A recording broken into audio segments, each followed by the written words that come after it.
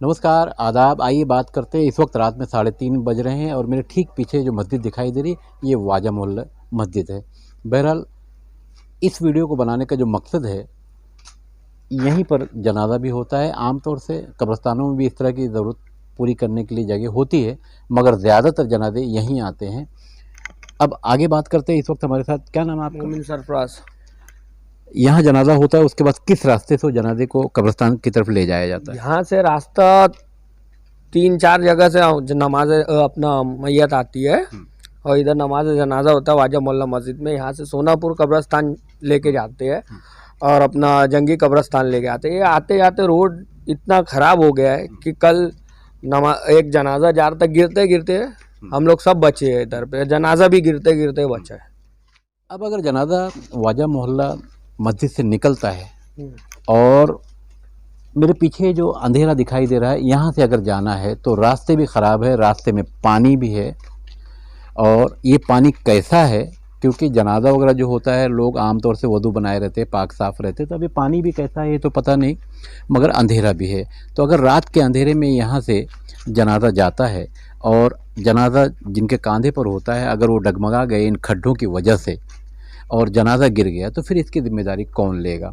भिवंडी निज़ामपुर शहर महानगर पालिका की जो नगर सेवकों की बॉडी है वो तो डिज़ाल है, मगर इस तरह के हालात भिवंडी शहर में अक्सर मस्जिदों के आसपास दिखाई देते हैं। तो माइनॉरिटी के जो फ़ंड आते हैं, बीच में बड़ा हुआ था कि माइनॉरिटी के फ़ंड आए हैं और मस्जिद के आसपास का काम किया जाएगा, कब्रिस्तानों के आसपास का काम किया जाएगा, और सरकार गिर गई।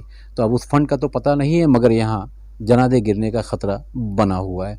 तो क्या कहेंगे, ये जो अंधेरा है, यहाँ से जब जनाजा जाता है तो कैसे जाते होंगे यहाँ के लोग? अरे अपने आप को बचा के चलते हैं लोग। उसके अंदर जनाजा मिस बैलेंस होता है तो तकलीफ होती है।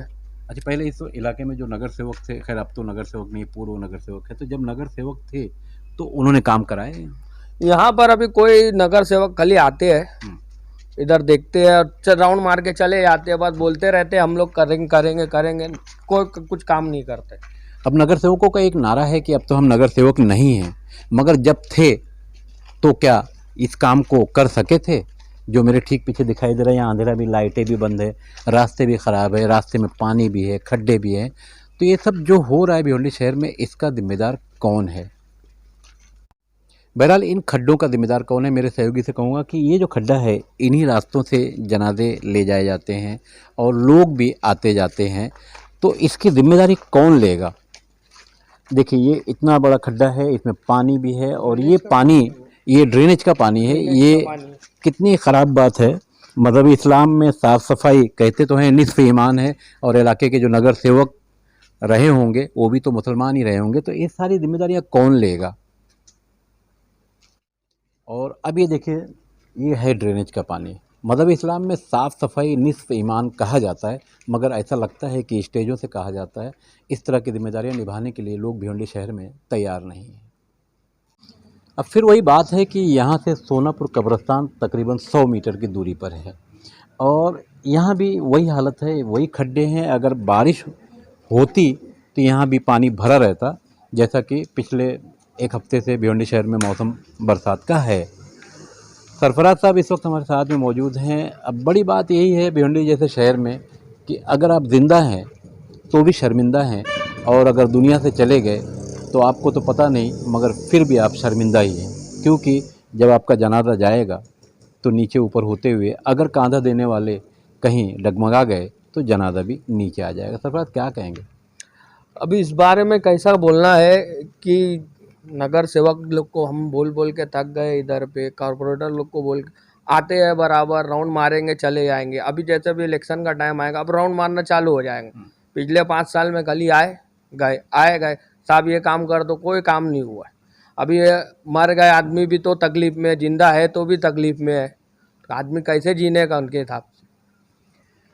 मर गए तो भी तकलीफ़, अगर मरने से बच गए तो भी तकलीफ़। किसी ने क्या खूब कहा है कि इंसान तेरी कहानी कितनी है, जब तू दुनिया से जाएगा, अगर तू खुदा को मानता है तो कब्रिस्तान में तुझे दफन किया जाएगा, और कब्रिस्तान की गहराई 4 फीट होगी, और अगर तू भगवान को मानता है तो तेरा अंतिम संस्कार शमशान में होगा, और शमशान की ऊंचाई भी तकरीबन 4 फीट ही होगी। अगर भिवंडी शहर में ना जिंदा खुश हैं ना मुर्दा खुश हैं। यह है भिवंडी शहर का पुराना इलाका, पुरानी भिवंडी का बंगालपुर क्षेत्र, सोनापुर कब्रिस्तान। आने जाने वाले न जाने कैसे यहाँ जनाजे को लेकर जाते हैं। 2 दिन पहले की घटना है, जनाजा लेकर जा रहे जो लोग थे वही गिरने लगे। बहरहाल लोगों ने संभाल लिया और जनाजा गिरा नहीं।